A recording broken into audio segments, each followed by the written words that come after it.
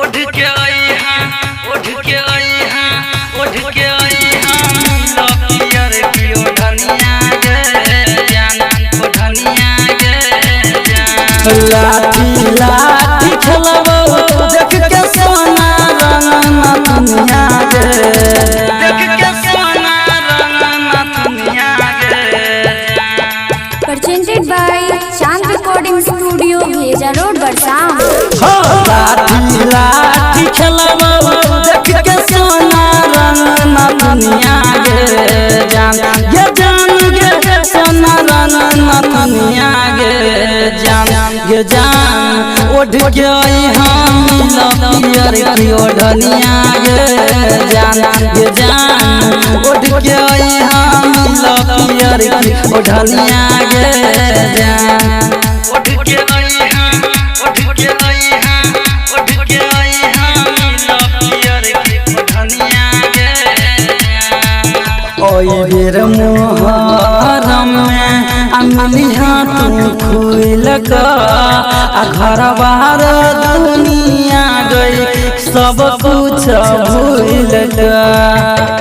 गजान ओई बेर मोहरम में अंगनिया तू खुल का घर बाहर दुनिया गई सब कुछ भूल देबो तोरा जान नया निसनिया गे जान देबो तोरा जान नया निसनिया गे जान उठ के आई हम लपियर ओ धनिया गे जान उठ के आई हम लपियर ओ धनिया गे जान उठ के आई हां उठ के आई हां उठ के आई हां लपियर पियो धनिया गे पियर ओ धनिया में अच्छा पल छौदी लगे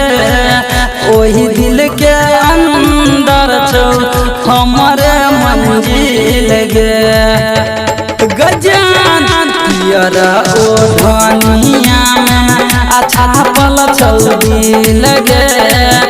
ओही दिल के अंदर छौ हमारे मंजिल गे गाबो परवाना जान तोहर प्रेम कहानिया गे जान गाबो परवाना जान तोहर प्रेम कहानिया गे जान उठ के आई हम लपियर ओ धनिया गे जान उठ के आई हम लपियर ओ धनिया गे जान Presented by Chand Recording Studio, Bheja Road, Barsam.